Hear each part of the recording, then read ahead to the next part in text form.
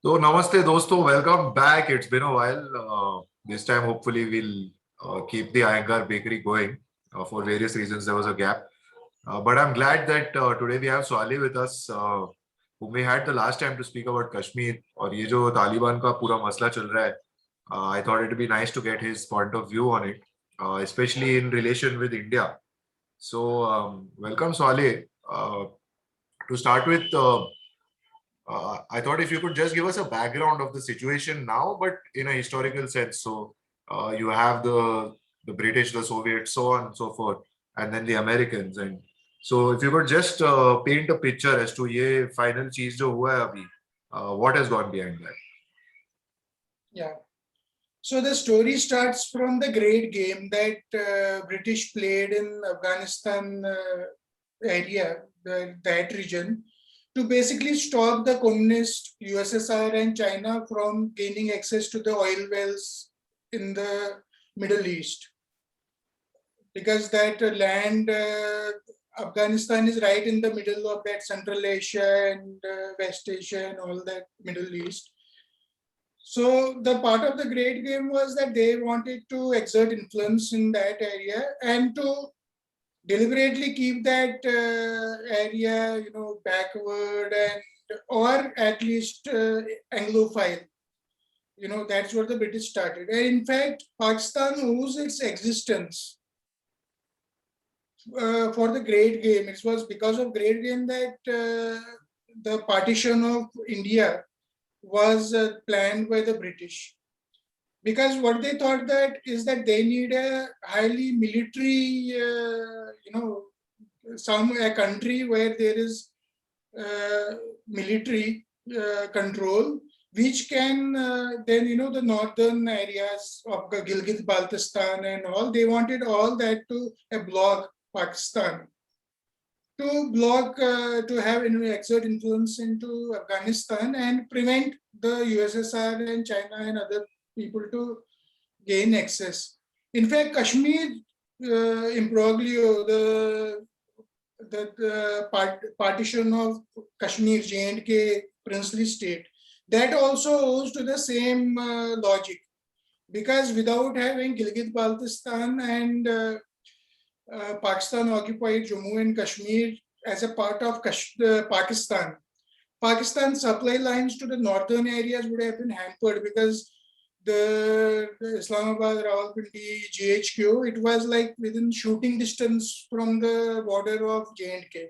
So British are basically wanted entire Kashmir to go to Pakistan, so that their northern thrust is this thing. It starts from early, from the Dogra regime, and how British, these army deployed themselves in Gilgit-Baltistan. In fact, when the partition happened, the first thing that the British officers there did was hoist the Pakistan flag without the accession, because they were very clear that they want that to with Pakistan. So it's part of that, and this entire thing that has happened. So now why they are withdrawing now? This was then taken over by Soviet and then the US. Now why they are now withdrawing is basically now they are not dependent on Middle East oil at all. USA is very self-sufficient. It has a lot of reserves and has explored in Alaska and all. Now they have no need to block. But even while leaving, they made sure that it will go back into its backwardness and again create a roadblock, even without them being there. So that, for it to catch up with the civilized world, it will take another 20 years. And by that time, the space race would be at its peak and these things wouldn't matter at all. So that's the background of that. Yeah, so it's very interesting. And now, as we were speaking offline, you mentioned, right, that at the end of the day, the fact is that Islam has won. And I think that's a very telling insight into this whole thing, because now, as was discussed, Afghanistan has become a colony of Pakistan. At the end of the day, that's the reality. So how does India look at this whole thing? How do we, because the last time the Taliban was around, we know what happened in Kashmir, we know what was going on in Punjab, we know all those things. So What do we look for now The, post this thing? the the reason Afghanistan had an influence on Kashmir at that time, because most of the militants or terrorists who crossed over to the border were trained by the veterans, Afghan veterans, because they knew how to operate guns and Kalashnikovs and all that. And that is the reason. In fact, some of the counter-insurgents had also fought with the USSR, and when they returned, they were pro-Pakistan initially, but then once they crossed over, they saw the mess there. So then they joined the Indian counter-insurgency and all. So their training had a two-side effect. It's not as if that only the terrorists, the people who then finally crushed the terrorism, Kashmiris, they were also trained by the same people. So what I see is that Pakistan, by venturing into, and now as we can hear that they are doing the aerial attacks in Panjshir with the Taliban and all. So we should have no doubt that Pakistan and Taliban is one. It's the loss of Afghans. And you can see the Masood supporters and other people who were friendly with Pakistan, and now Pakistan Murdabad bol rahe hain. So it has created a lot of mess, a lot of hatred against Pakistan. Even the operations that they are going, it's also going to bite them in the ass. So I look at it actually as it is like rather than a new threat, it is actually Pakistan getting spread out thin in the Afghanistan, and with the Durand line and other things, and then TTP and all that. So what I see is that our enemy is basically Pakistan, and Pakistan now has bitten more than it can chew. Yeah. So actually it is good for us rather than bad, because now it is going to be embroiled in these kind of issues, the lashback, and people are already talking about let's have Sharia in Pakistan. Now coming back to your point where you were saying Islam, the type of Islam, let's first set aside this myth that there is a liberal side in Afghanistan. Like some people are saying, posting, Amrullah Saleh or Masood as a liberal and this thing, and Taliban as this thing. That is completely wrong characterization. It's because if you look at the Pew survey, 99% of Afghanis want Sharia. So even the Loya Jirga, that meeting they had, they always, right from 1990, they have been talking about Sharia only. There is no difference between Tajik treatment of women and Hazara treatment of women, or any of these Sunni, Shia, that kind of a divide. Islam is one basically because it has one or two primary sources which are immutable as of now. There might have been some flux in the beginning when it was in the formative years, but now it is like sort of like written in concrete, etched in stone kind of a thing.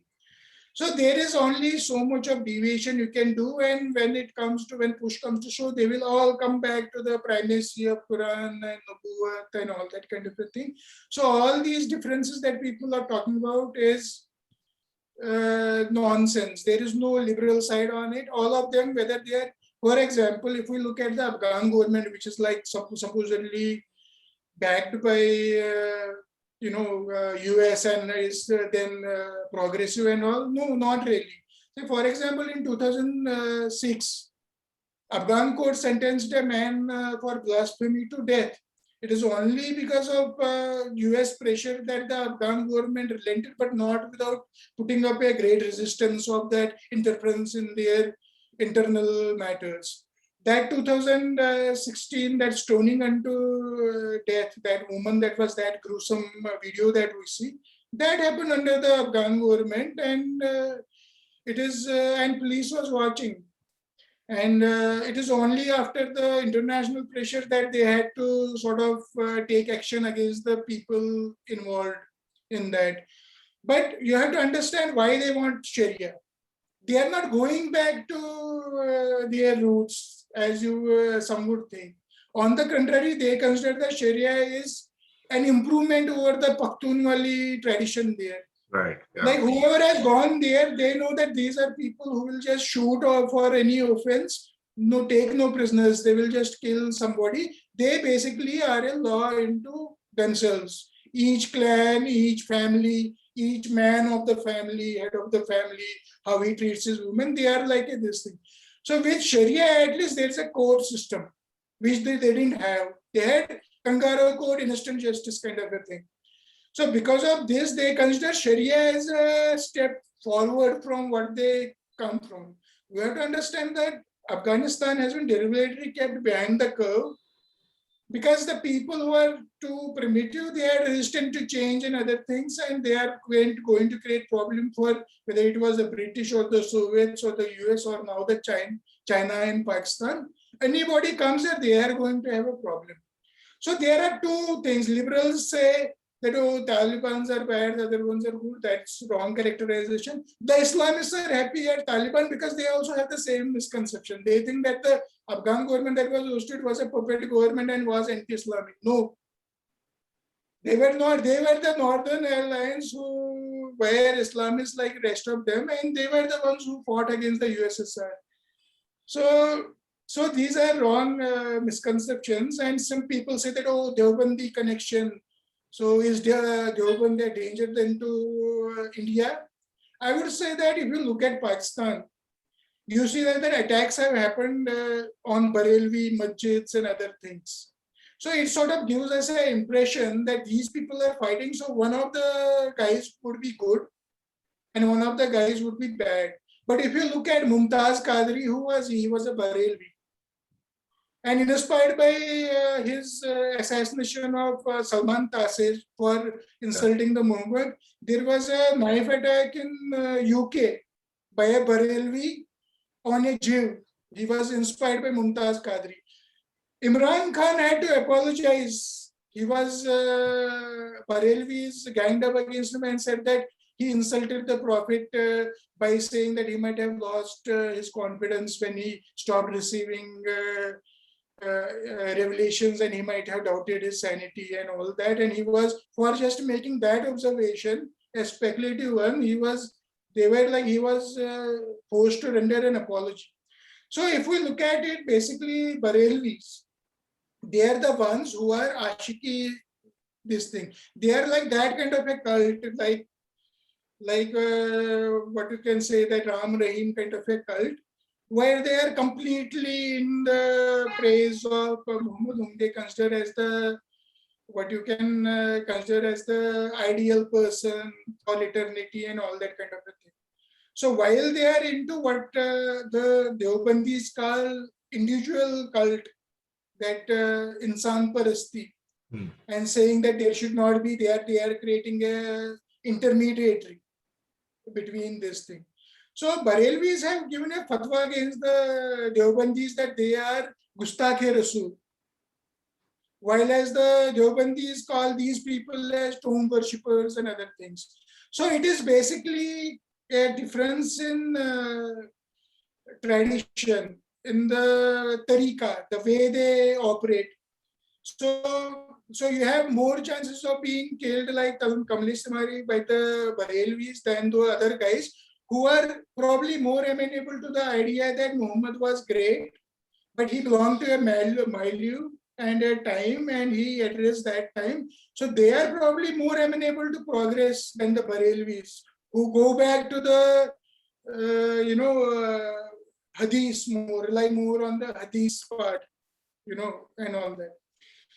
So if we look at then these kind of things, artificial divisions, they are between them. It is like the Shia Sunni kind of a thing, but it's like wolves fight with each other all the time. But when they go to hunt, they hunt together. It's like that kind of a scenario.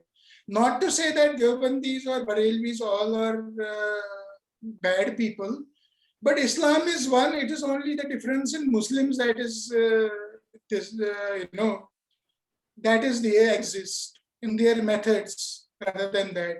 So you can call the Deobandis as the of the Pakistan as gun wielding Islamists, and these are the chaku wielding, the assassins, the ones who will drop to your home, tell you that you stop talking about this and stop insulting our religion and all that. So they are basically two sides of the same coin, and I wouldn't say that one is better or one is other is worse. So yeah, it's basically that thing, you know. Yeah, it's interesting that you mentioned this because this is something else I wanted to touch upon.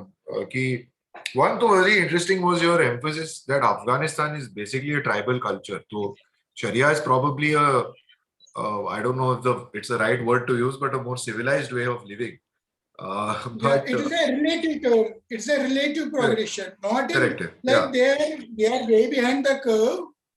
So it is almost like now they are in the middle ages and modern age. We don't know because now America has left it in a reset button where Taliban is back.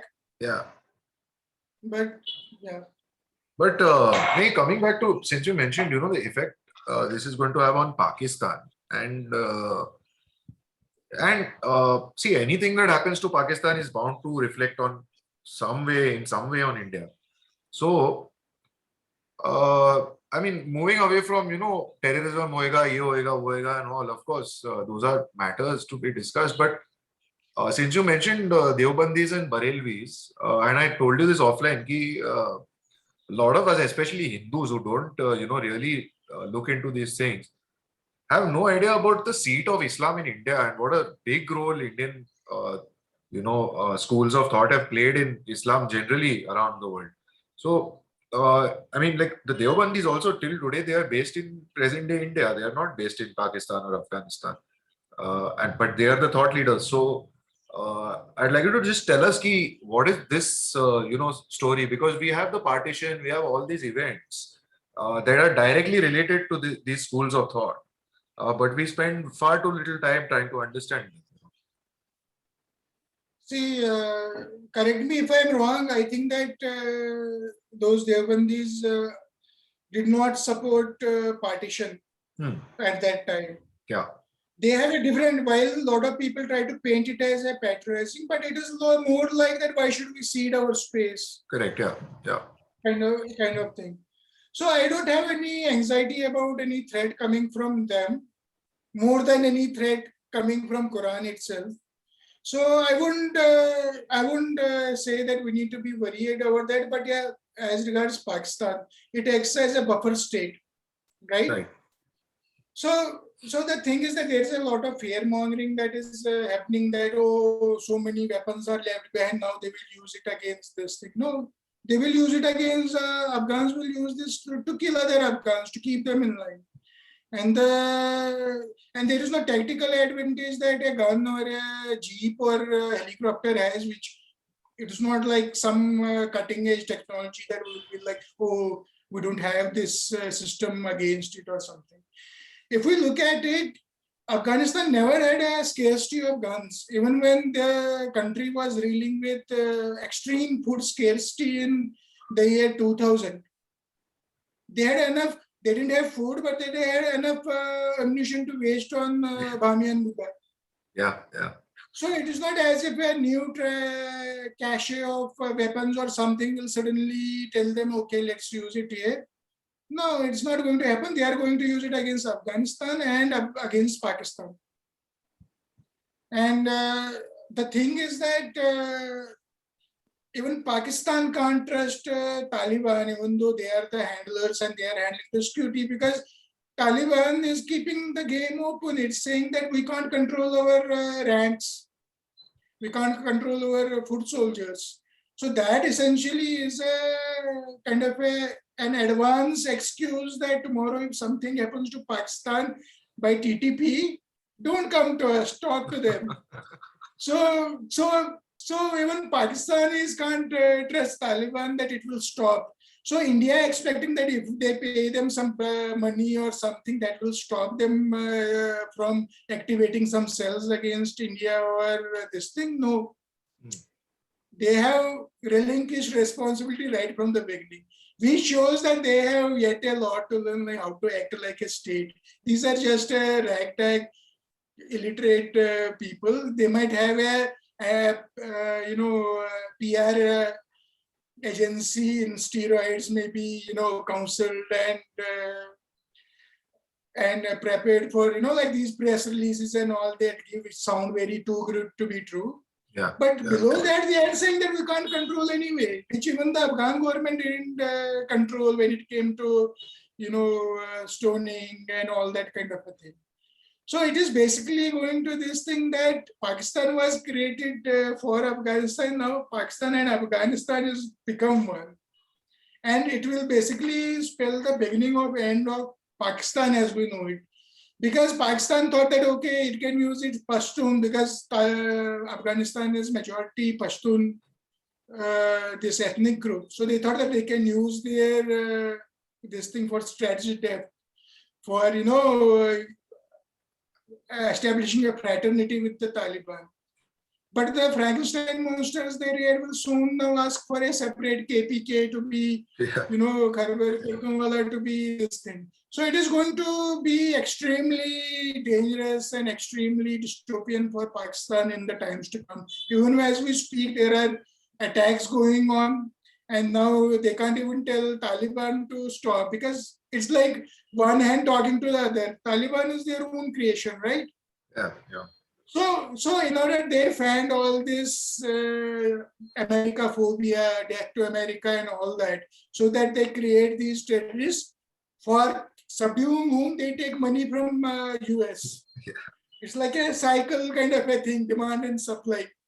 Absolutely. So now after all this, now there are going to be some people say that, hey, remember, Pakistan used to kill us, hunt us with the US, even while they say as this thing. So they don't even trust each other. They don't trust each other.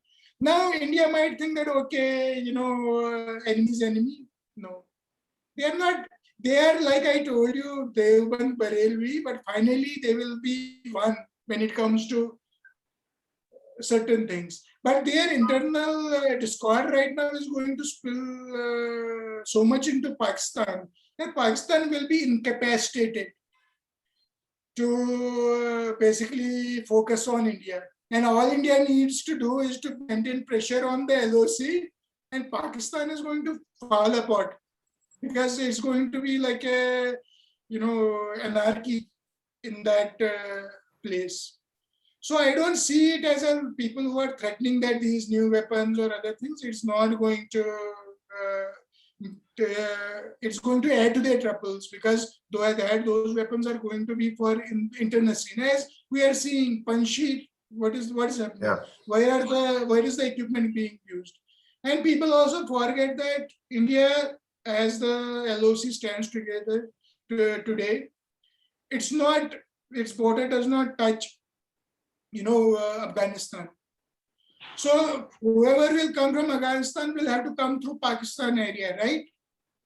And with Balakot, we have sent them a signal that Balakot strike was not done in Pakistan occupied J&K. It was done in Khyber Pakhtunkhwa region, right? So they know that these guys are now preemptively going to stop any advance or something. So इधर की जब मुहूर्त आती है तो India की तरफ भागता है. So now we are not that this thing that we will be scared of anything. If we see a mobilization because due to satellite imagery and all, now these things can be noticed. A mass mobilization can be noticed. This thing we can watch. We have constant watch on their terrorist launch pads and other things. So even if right now there are some Afghans who are spilling over to POK and this thing, when the time comes, we will take them out. And just like Pakistan conducts terrorist attacks in India under the umbrella of nuclear umbrella, which prevents it from escalating into a full-blown war. We can also conduct surgical strikes, not terrorism, but surgical strikes, and our nuclear capability will prevent escalation. Just like they had to return, Abhinandan in 2 days. That is how scared they were. So people who are analysts who are trying to do is they are basically trying the whole this thing that they will try to scare you somebody and try to say give them money. The facilitators in between people, or dalal as we should call them in Hindi. So they will try to create it's like a protection racket. But if you pay them money, then they will stop attacking you. No, they already said that they can't control anybody. So why should we pay them? And we have to recognize that Taliban was not popular. Though they are the same, their Sharia is the same, it's this thing, but they were not popular.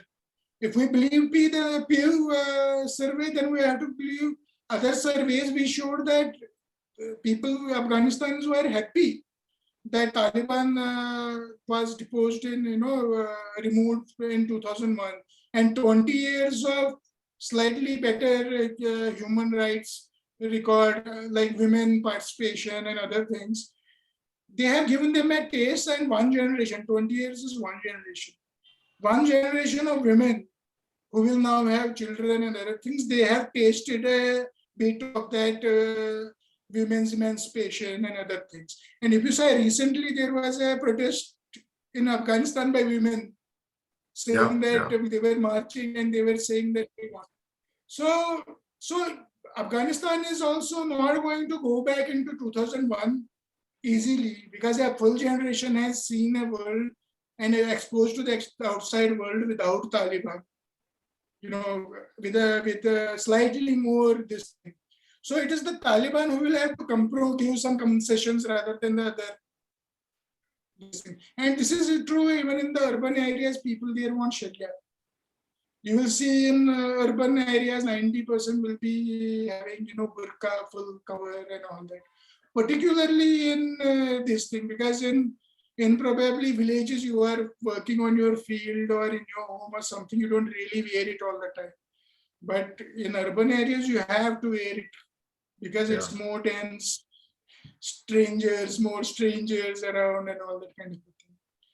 So I would say that India doesn't need to worry and doesn't need to get desperate to appease Taliban while maintaining that channel, because there is clear that Afghan government also did a deal with it. If we look back in 2010, Karzai approached the Saudi Arabia officials and started the process of getting the Taliban into the mainstream. But their Babdim at that time said that until you give us, Osama bin Laden, I was about to say Obama bin Biden. That's a nice Freudian slip. Yeah. So Afghan government has been trying to get Taliban in the mainstream from 2010, from before even Osama was trophy killed by Obama to ensure his re-election, that kind of a thing. Yeah. We have to understand that, Muslims need to understand that they could have caught Osama bin Laden in 2001 itself in Tora Bora, but they let him go because they didn't want the so-called war on terror to end. And even though there were reports that he was spotted in, this place, that place, in Pakistan, in Iran, in Afghanistan, in Waziristan and all, there were reports, they ignored them because they didn't want to catch him, and they just kept him safe. Some people assume now that it was in Pakistan only, but there are other people who say that it was in Iran. But forget about those stories. The point is that they always knew where he was. They didn't want to catch him until it became expedient for Obama to get that trophy. And we didn't see any video or any footage or any evidence of that kill actually. All we have is a movie. CIA funded this movie. So the thing is that Muslims have to understand that they are being played. They said that it was a victory against something. They don't realize that they have been killing each other while pretending to be overpowering superpowers. And USA is leaving when they don't need Middle East to be blocked from this thing. And now the Democrats are friendly with China.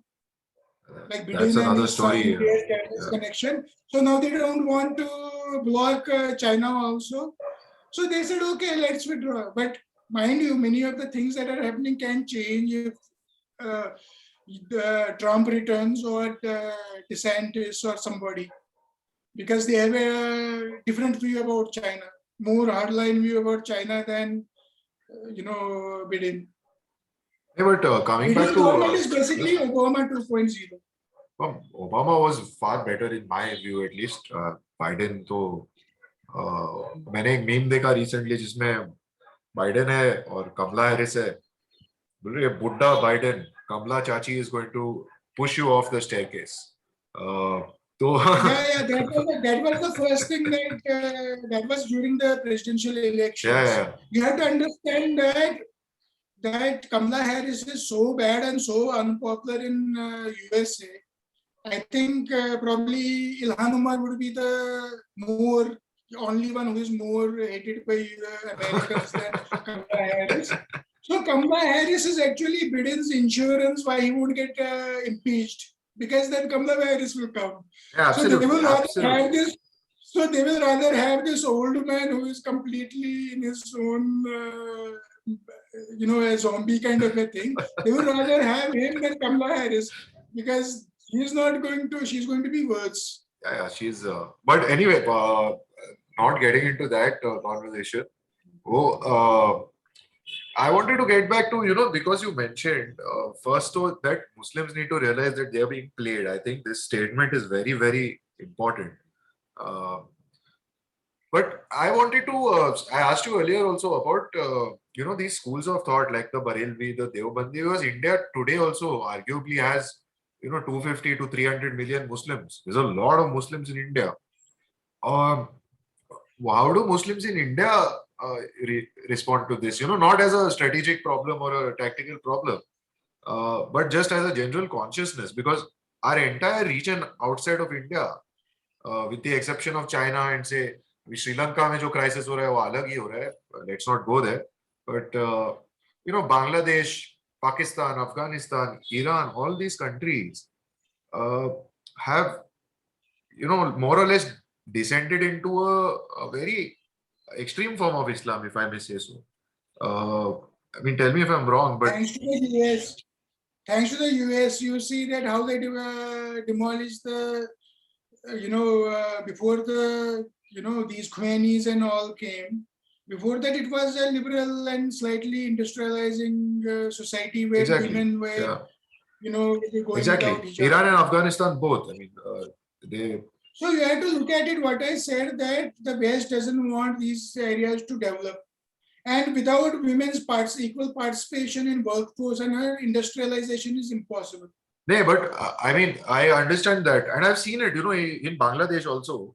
When I was traveling there, I saw that this is an Islamic country where women make a huge part of the workforce in the textile industry and all that, and it makes a big difference. But I wanted to ask you, how does an Indian Muslim, random Indian Muslim on the street look at all these things? What does he see with his, theology and all that in the background?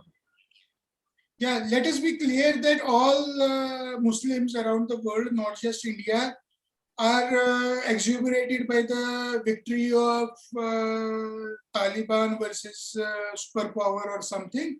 It arises from this jubilation, arises from inferiority complex, that it is the victory of Islam over superpowers or something. I will tell you why they do it. It's because of the narrative that tells them they won, when they don't realize that they are being screwed again. Right now, what independence did they want? US did withdraw it. It was not defeated, and now it is going to be a vassal state of Pakistan and China and Iran and Russia again, right? So if you look at it, Afghanis are using Pakistanis against Afghanis. So they don't realize it is basically that they have this false narrative, that they are all mistaken, and they think that it was the sheer will or sheer power of Islam and Iman who were batil and evil. So because of that, it is like the comforting lies that they like to hear. They don't want to go into deep. So the fact is that they are happy about it. Somebody will try to say that, no, don't support them and all. But those people are the ones who are trying to see what kind of that it gives a narrative advantage to the Hindu Rashtra people. So that is why they are saying that no, we are not supporting or something. But those are the ones which are very minority. I will tell you, all around this thing, people are like enthused or something. that these Islamists, but that arises from the same misconception that I corrected in this thing, that they consider the previous Afghanistan government as non-Islamic, un-Islamic, or something like that, or British, or this US too. No, they were the ones. That was the alliance which defeated USSR, not out of their iman, but because of the guns and supplies by the USA. So they had to see in context that USSR was defeated by USA through Afghanistan. Now USA's job is over there. Now it doesn't want to stop that oil and that kind of a thing. They have enough oil of their own. So now they left by leaving it again in chaos, where it will spill over Pakistan also, because now Pakistan is also not going to get money for controlling Afghanistan, right? So the thing is that it is not a win loss of USA. And if tomorrow now they start this ISIS-K and Al Qaeda and Turkmenistan and Uyghur Muslim and all that kind of thing, that is going to be other fronts that they are going to create, in which Muslims will be killed in large numbers, whether by China or by USA drones, which still has shown the capability to strike at will, at any time. And the thing is that in all of this, Muslims are going to they have to give up this kind of a thing, that you are going to become great and defeat a superpower, even if you don't know how to, create a 2-bit circuit. And they think that they can do it out of sheer perseverance. And this is all lies that they have been fed to them so that they keep on fighting, generation after generation. But it's like 50, 60 years of generations have gone down the drain. And that is it. Like if you look at MBS, he also realized that now they were the ones who were happy with terrorism as long as it is carried out outside Saudi Arabia. Yeah. But now they also are pulling back all that Wahhabi and kind of a thing. So we are living in an age of nationalism now, where all these international cowboy or this kind of, tail wagging the dog and all this is going to continue at some trade level rather than at this kind of a political level. Because I don't think that world is going to tolerate any meddling with these kind of things anymore. If the age of Aquarius or whatever, if we have to go into the new stage, the age of this thing, it is going to be different from this thing, and certain things that were considered normal or something, they are going to end. Those things are going to end. So this 21st century was like very violent, like 20th and 21st, like one of the most violent in history. But they only consolidated people, and internationalism is now the thing, internationalism. But there are also some people like George Soros and other things. They think that nationalism and internationalism is incompatible, which is a wrong concept. It is only when we account for our people, then we can invite somebody to come in. Right now, we don't know who is who and following whom. So that's why what's happening is that whether it's Erdogan or Modi or Trump or Putin or this thing, or whether it is, Thailand or any other place, there is a kind of a thing that first we need to take care of ourselves before we go offering langar and helping other people, around the world. So Vasubhava Kutumbakam is not an end in itself. Yeah. First, you have to take care of yourself. Like we say, that we have to first correct ourselves, then we correct our family, and then the society and other thing. It starts like that. So now all these lectures of USA about democracy and all have also fallen apart, because those fake narratives were propounded by state mouthpieces, their newspapers and other things. But now due to social media and all, people say that what hell, they are supporting, they did a deal with Taliban to use the Afghan government, and now they are talking about democracy. They did an election fraud in broad daylight, and they are talking about democracy. So many of the holy cows, the sacrosanct kind of ideologies and other things, now people are saying that, okay, if majority of people in Afghanistan want Sharia, let them have. Only thing is that in India that can't be possible. So what is preventing Indian Muslims from taking that path is that they are, thankfully, they are a minority here. Not really minority, they are like the second largest this thing. They won't make an electoral this thing that they can change the constitution. That is the what is preventing India from descending into the same backward this thing is the presence of Hindus. Had there not been any partition, had there not been any partition, then anything goes, and then probably there won't have been many Hindus also. So regarding Indian Muslims, I have to tell you that this is very common among people to think that the people who seem nice, that partition was bad, and you think that wow, now that is a patriotic Muslim.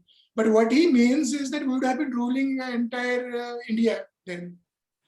We would not have been confined to geographies, and we won't be so weak inside there that Hindus can decide the dominating narrative and other things.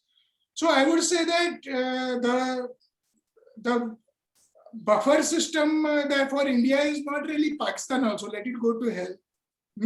It is the presence of Hindus which keeps these people in check, because they can't say certain things outside of very private or something. Like you go to a butcher, he will tell you certain things that he is happy when Hindus die or something like that. But I would say that even right now, people do realize, because of the thing is that what participation of Indian women into jobs and other things which is happening. This is the main path for any Islamic society to progress, and that is happening in India.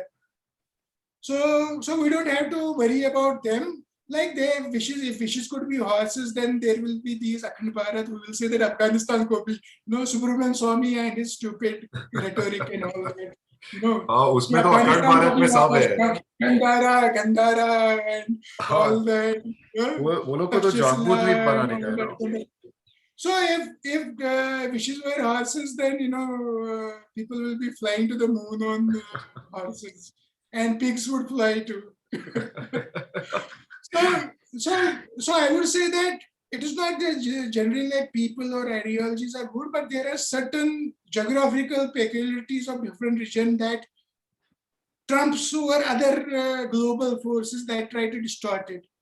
So India, in that way, one of the largest Muslim communities in the world, is sort of clustered diluted in a Hindu population, which is, even though they try to do ghettoize, where that is where the most radical this thing happens, but still because of job opportunities and other things, people just, a Muslim, like, he will probably, get a job in some refrigeration repair company or something, visit and do his job, very hardworking, and they are not bothered about these kind of narratives that emanate out of those, butcher shops and masjids and other this thing. India doesn't have to worry anything about from Indian Muslims, because there are checks and balances already in place.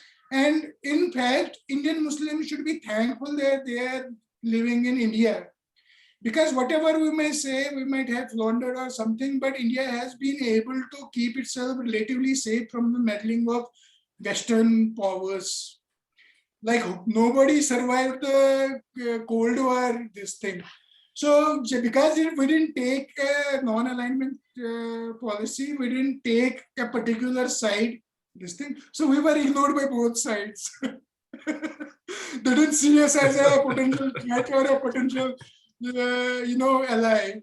So we were like wishy-washy, something. But that has helped us. And if you look at it, the world has come back to what this multilateral transactional this thing. What is it? That is again this non-alignment theory policy again. So we will still, despite all the rhetoric, we still get stuff from China and from USA, from this thing, from that thing. We have relations with Muslim countries which are relatively backward compared to our constitution or the Western constitution. But that never created a hurdle for us to de-recognize them. We did transactional dealings with them. So addition of another Afghanistan to that list of backward Muslim states in our diplomatic, buffet is nothing. It is just that we will keep our contact and with them, but we should be a little wary of jumping to recognize Afghanistan. Not Afghanistan, the Taliban, because they are fighting fellow Afghanistani people. There might be a deal, but they themselves say that we can't control our people. So even if we pay them so much amount and something happens, they will say, told you so. Yeah. Even Pakistanis can't trust Afghanis, Afghanis can't trust this thing. So we should treat it with a pinch of salt. We now don't even know whether Taliban is here to stay, how long it will last. Because it is one thing to be a guerrilla and fight an asymmetric war, this thing, and another Parliament to rule this thing. So in Afghanistan is going through a severe drought in some region. So soon people will be, say, their followers or few supporters that they have, they'll be telling you where is the food, So China is also going to not give them, it will give them aid, but it will take away that give us this town for development, give us this thing, give us that. So in fact, if Afghanistanis and Muslims are thinking that they got independence from anybody, they are getting deeper into worse debts. Yeah. Pakistan for helping them with these wars all these years already extracting a pound of flesh. Their security establishment, defense and all will be taken care by Afghanistan. So Pakistan is the foreign occupation now there. China is the foreign occupation now, and for little bit of money, these Taliban people will sell Afghanistan to the highest bidder. Because now it won't be war, it will be nation building, and in the name of that, already they have the biggest loss that Biden created for Taliban is by deliberately watching up the withdrawal. By withdrawing army first to create a panic and then a hostage situation, so that it will be forced, USA will be forced to pay Taliban to extract US assets. See for how a creative way they found to get Afghanis out, pay Taliban their money, and all these people don't understand these games. All the educated Afghanis or anybody who was worth any, had any potential, they have all fled away from this thing. Anybody who could have helped in nation building. And what we have is a very good PR team, but below them all these duffers and goat herds and idiots who don't know, haven't seen the world and all, and they are going to run the country. They can't do that. In fact, if Taliban has any sense, it should beg the Afghans who have fled that come back, because we can't do it without you. But right now they are in the high of power. They don't care. They don't realize that it is not land, it is the people, the quality of people that matters. And USA has taken away all the robotics teams or anybody who could have done anything, teachers, other things. So they don't realize what a big loss than it is. So people don't realize that they actually lose more in peace than they do in power. It's like a counterintuitive thing. Anyway, so from Indian point of view, I would say that they, because of their being victims of the propaganda that it is a victory, and which USA gleefully wants to accept, that we lost.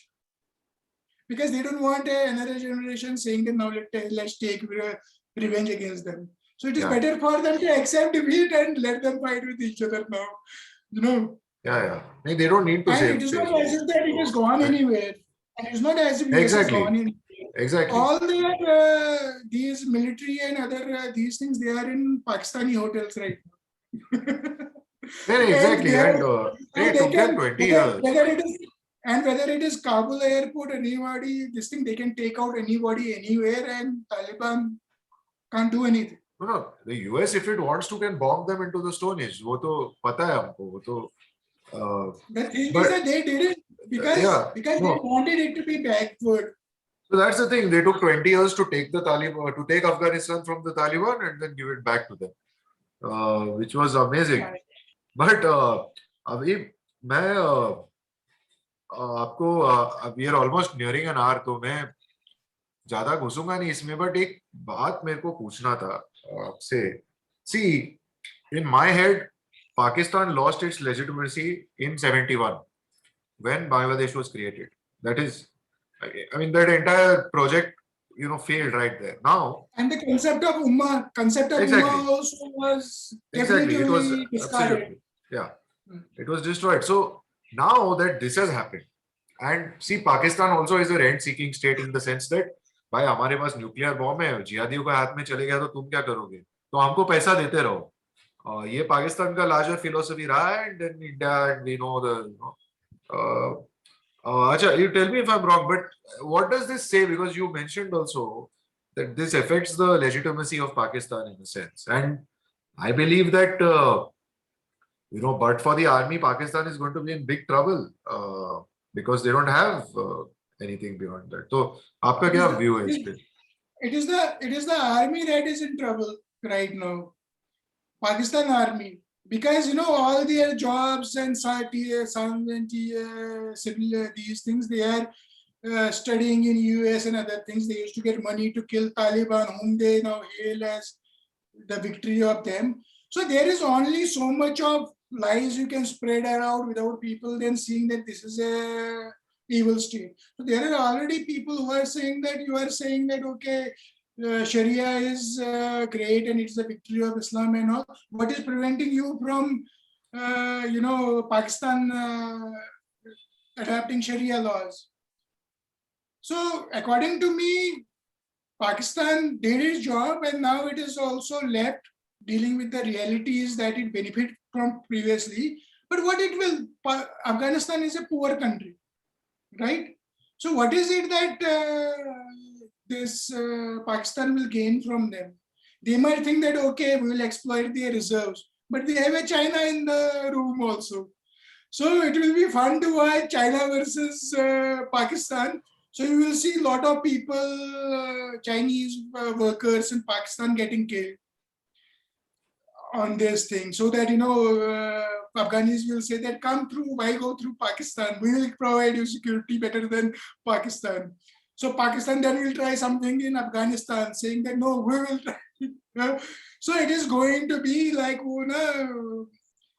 that बंदर की तरह जो बांटते हैं और and में कुछ नहीं रह जाता है और बंदर सारा खा जाता है. So it is going to be like that. And I think that Pakistan is going to go this thing. It might even split into like Khyber Pakhtunkhwa might go to Afghanistan because it doesn't have any, what you can say, territorial reason to exist except for that it was used by the British first and then America to control and colonize Afghanistan. Yeah. Now, even then, that would mean that Balochistan can also. So it could be possible that Afghanistan will take a part of Pakistan, Iran will take a part of Pakistan, and as far as India, we don't want their part actually. Even though we still carry their this thing, we don't really want them, right? It might look bad on the map if the new map is made and eventually published, and we'll like, oh, Mukut and all that thing. That aesthetics will get mad, so people will take a lot of time to this thing. But look at the quality of people. You want nearly people who are running, those grooming gangs in UK to become our citizens, no? But it is good that, see, we might say that we are still having those seats reserved for people of Pakistan occupied Jammu and Kashmir. It doesn't mean anything because we might have those these seats reserved, but Pakistan has people with Pakistan implied in their head inside Indian territory, which is much more than we can speak of. Like stooges like Gilani, for example, the last Pakistani in Kashmir. So the thing is that all this symbolism and Akhand Bharat and all this, we should Just like I said that we should take care of what we have, build it, make it better, and not go for all this adventures. And there are a lot of people who are saying that, oh, if India is to be a super power, then we should be proactive. We should go and provide aid to Panjshir people. We should do this. We should do that. No, that's not the kind of superpower we want to be. Even US is now withdrawing from that kind of a superpower. So all these people are basically neo-steroid genuines who are young and this thing and upbeat and saying that we can do that. Let's fight poverty and other things first. Let's industrialize India. We have completely missed the bus on that. How long can services and agriculture and all that? It's not sustainable. If we have to industrialize at that means that we have to have an inward focus rather than this thing. So for the time being, now we just watch the news and just enjoy how they are killing each other because that's what they are good at. And for us, we have a system, we have a buffer. It's like the border between the LOC is not the same as it was. It is heavily fenced.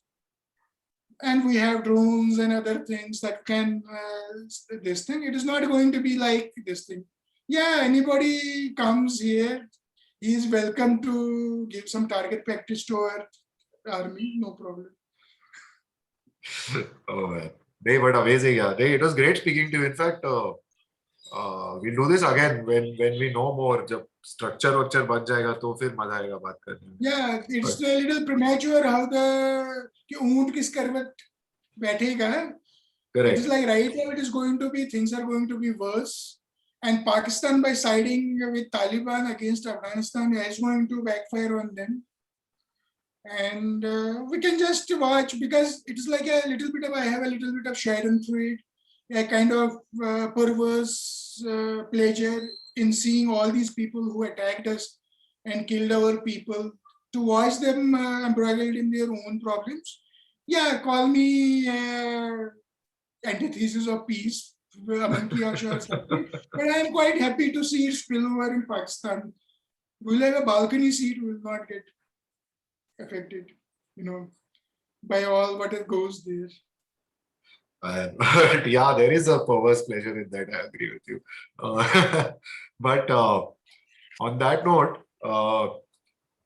आज का कार्यक्रम खत्म करते हैं. I think it's been very informative. Thanks a lot for joining and for sharing your views. Yeah, there is little time I could have gone into the individual myths that are perpetrated and how they are wrong and other things, but it will become. We cover a lot of ground. I think it's good. Then we'll do sessions and we can pick up myths and get into them, but we'll do that another day.